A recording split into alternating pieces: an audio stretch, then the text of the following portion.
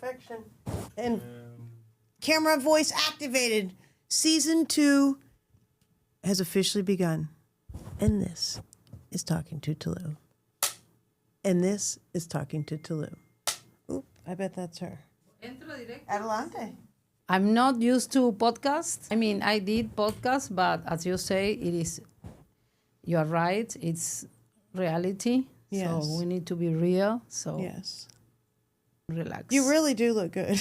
Do you feel comfortable? Yes, I love this place. I saw the podcast, Yeah. but I didn't see the whole setting. Yeah. And this is beautiful. I mean, it's so incredible. professional. But you don't have the other girl that were No. with you? Ah, okay. Exacto. Okay, so you are... Rolling solo. So, but you are Pisces, no? Soy Pisces. That's why. Tú también. Yes. Happy birthday. A happy birthday. Pisces. Moises was Pisces. Imagine, took all these people from in the desert for 40 years. There you go. So, Yeah. we're rolling. Or- I have questions. okay. I have questions. Exactly. That's good. This is Talking to Tulum with Terry Castagnino. Close? Castagnino. Perfect. Cerca? Perfect. Thank Yes, you. yes. So you are someone we randomly met, and you are now in the podcast studio. Tell us, how did you get to Tulum, your Tulum story? Yes. I came to Tulum like 12 years ago. Actually, we left Buenos Aires with all my family, my kids. We wanted to go and live in a city with a lot of traffic. So the first stop was Sao Paulo, Brazil. Oh, sí. We've been living in Sao Paulo, like coming and going from Buenos Aires for a year. Yes, with all the desire to live in a big city. Argentina is amazing. It's a big country, but we are 40 million. It's like same as Spain. Sí. It's not so many humans around. So we wanted to... Yo viví en Argentina por 6 meses. ¿Ah, sí? Sí. You something came to your mind and you are laughing because of that. That's what you just said. Okay, go ahead. So no, we wanted to, all the time in Latin America, Sao Paulo and Mexico City are the two big cities Sí. in the whole Latin America Claro. region, which are full of people. So we passed through Sao Paulo, and then a friend of us called us, and I said, no, you need to come to Mexico. Your creativity Mexico is for you, and so on. So we moved to Mexico. When we moved to Mexico, our friend said, I'm going to live in Tulum. So you stay in Mexico City. How come? We are coming to Mexico because you invite us, and now you are moving to Tulum. What's going on? No, like, yes, what is this? And we want to live in a place full of people and understand how a big city works. And you are going to Tulum. What is Small Tulum? town. So we went to Mexico. He said, you stay here. And on the beginning, we had a interior design studio. So we built a whole ecosystem of furniture and line and so on. And he was here in Tulum developing, one of the first beautiful buildings in Tulum, art house. Oh, okay. Art house. So when I started coming to Tulum to help with the design, we start collaborating with the Art House One. And I say, oh my God, what is this jungle? This is impossible for... Who can live here?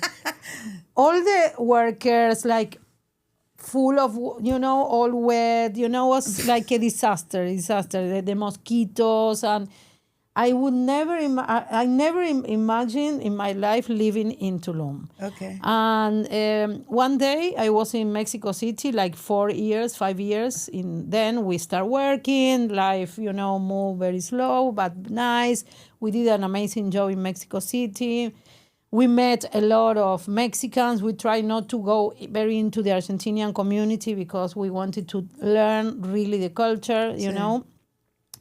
So one day I saw my watch and I say, I 4 hours in my truck going to the school, going to the 4 hours in my life Sí. spending inside my car. Sí. Then I went to the school and the mothers, super, the conversation super, light, no deep conversation. And I start we always been in the very spiritual path, studying Kabbalah, studying, sacred geometry, Akashic record, many things Sí. like Pisces, looking for spirituality all over. And finally, we moved to Tulum. We decided. I told to my husband, I said, no, I cannot live in the city anymore. No, it's not for me. Trading the concrete jungle for the jungle. Jungle, exactly. So what year was that? We came here in the pandemic, and since 2020, we are living here in Tulum. I say to everybody that we are kids of the pandemic. Okay. Many of us are from the pandemic. We born in But your pandemic. first time in Tulum was was like 2012. okay. Really, I don't feel a lot of difference if you ask On me. the day, I mean, I feel like we have more resources. I tell people, like, Yes. we have a podcast studio like this. Yeah. Now is the perfect quantity of humans living Agree. in Tulum. Move on. When you say you're positioning Tulum as a territory of innovation, what does that actually look like on a normal Tuesday afternoon? If you talk about one moment during the week and what is innovation in that moment, maybe could be,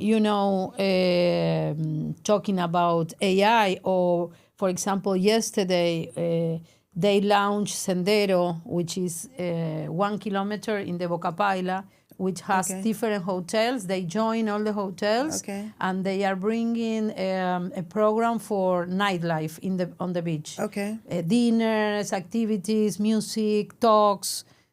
So they are all the time. All the inhabitants of Tulum are innovators all the time. Excellent. Yes, Excellent. I love it.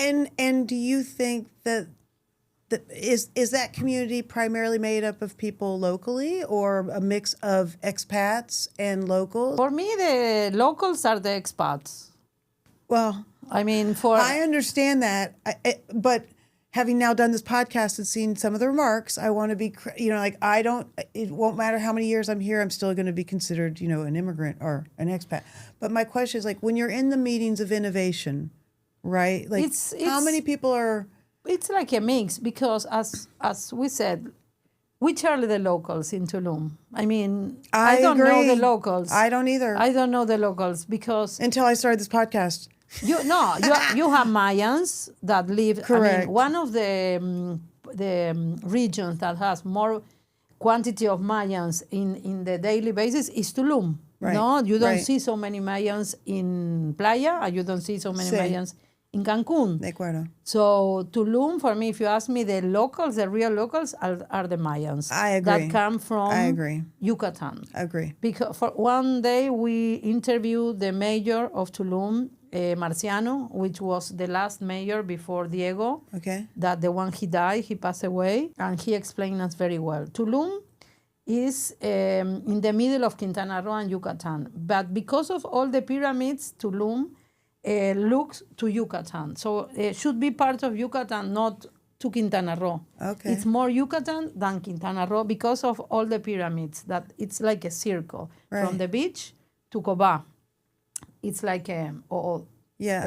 of, The ring of pyramids. So which are the locals? All the Mayans in the Agree. pyramid, all Agree. those, originals. And then the migrants, the expat, Correct. all of us are from all over. It's multicultural. It's like a lab full of multicultural Exactly. people. We are all Exactly. living together. It's like a Agree. big burning man. Each one of us living in their own camp, my own house. Tulum Crypto Fest put this place on a very specific global map. Do you think crypto changed Tulum, or did Tulum change crypto? I love this question. I know you would. No, yes. It's very important for Tulum, the crypto community. And it's not crypto. It's this innovative mindset and decentralization mindset and all this way of how we handle freedom. It's more connected to freedom than crypto. No, what it means crypto, the hidden. No, like what is crypto? Something that is that you don't see. So everything started with Tulum Crypto Club. The Crypto Club was something amazing here that once a week, the beach opens for all the crypto community in the world. And imagine in pandemic here was like 300 people on Wednesday. Wow. in a meetup, was 300 people listen about, innovation, technology, crypto, but connected with this type of lifestyle, no? Like super boho chic, without minimalist, no so many material things, more intellectual plus all the coins in the wallet, no? Because, as you know. So everything started with the Crypto Club. Then one of the founders, Emmanuel, talked to me and say, why don't we do a festival? And I said, oh, yes, I love festivals. I love big parties, big movements. So we made a group, different, like 4 parts. One is Alejandro Glad, the papaya guy from Tulum, which is very well known here and everybody knows. Ale Glad with Feel the Fruit. Then was Emmanuel. Emmanuel is from Casamor now. Many people knows him because he's like a freedom rebel. Okay. And then was the 2 brothers and sisters co-working Tulum, Pei and Nas, and us. And all of us, me and my husband, Gustavo, we are partners. But if you say Alejandro was Jewish, the co-working Tulum were Arabics, then Emmanuel was German, Italian, us were Argentinians, Jewish. So was a completely beautiful group of people building something amazing in Tulum. So we did the first edition in Papaya Playa. That was in 2022. So everybody wanted to know about crypto. The hairdresser, the guy from everybody was like, what is this? What is this? Then, of course, the scammers and all this disaster, because technology, if you don't handle it very well, it's a mess, no? It's a disaster. And this is happening with crypto. So, but the festival was pure beauty. You had knowledge, experiences, parties. All the DNA of Tulum was in those festivals, really. Because it was not only electronic music, was not only yoga, was not only talks, was everything in 4-day festival. Is Tulum better?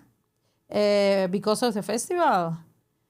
When we do the festival, a lot of people come that doesn't come to Tulum, and they don't even realize they want to come to Tulum, and they come through the festival. A lot of new people. Yeah. We bring a lot of speakers, beautiful people, innovators, techie people, intellectual, teachers, a lot of very interesting people for Tulum. That's why I'm super pushy with this innovator energy in Tulum. Yeah. The claim for the Tulum Crypto Fest was always where nature meets technology. Where nature meets technology.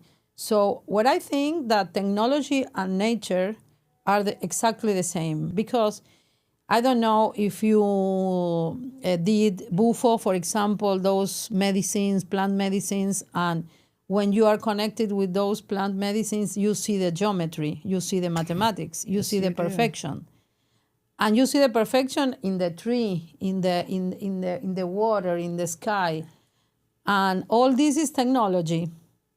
So for me, to be in technology and living in nature is the best combination. So I invite everybody to come to Tulum and live an experience of technology and nature, which is amazing, because you balance all your ecosystem, all your body between what is amazing, I super pro technology, tech for good. We work for tech for good. But when you are in nature and you mix those two super giant topics, I think it's the best version of a human.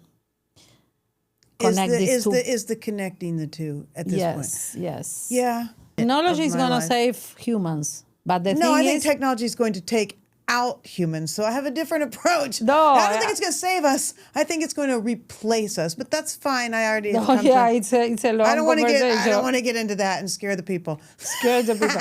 No, that's Edit. No, that's why I talk that we work for tech for good. And if you really understand the power of fraction, which is blockchain, we are going to be all good. The thing is, the people doesn't understand the power of technology, the power of fraction, and how we can really use the blockchain technology with AI, which is the best. It's super deep conversation. Vamos a ver. Vamos a ver. Vamos a ver. So this is talking to Tulum. You feel good? I'm feeling very well. You want to bring us out? So I'm Teresa Castagnino from Light Group Management. Bye.